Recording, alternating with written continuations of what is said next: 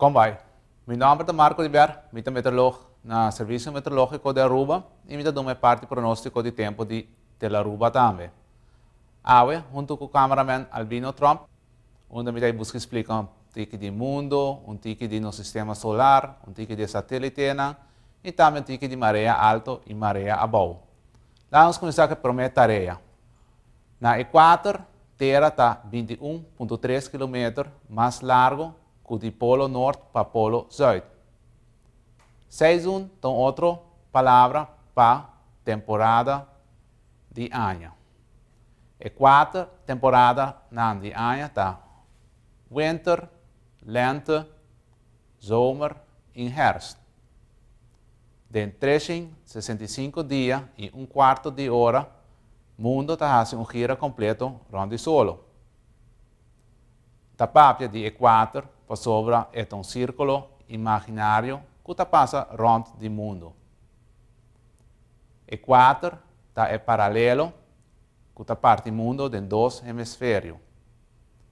O diâmetro do mundo na Equador está 6.378,1 km. O volume de terra está bedrag mais grande mesmo.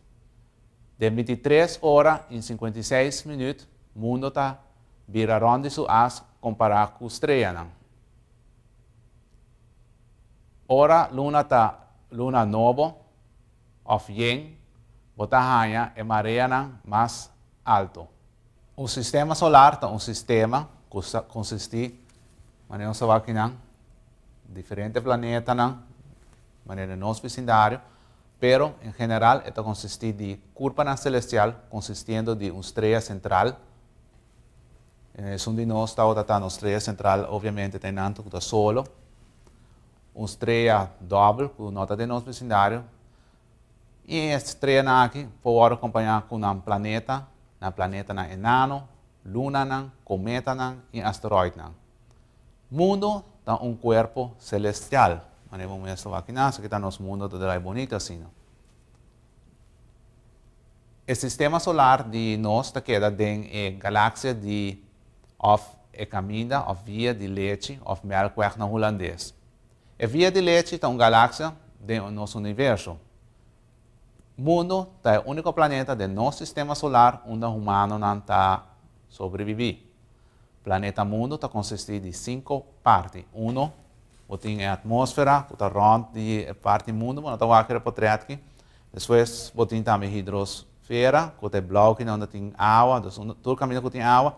E tem a casca, ou a capa do mundo. Em seguida, para o mantel, que é orange, que não tem, que tem molde, tem duro. E mais para dentro, tem a parte mais central, que não é referido como o núcleo. O núcleo é esférico rondonado dor de mantel.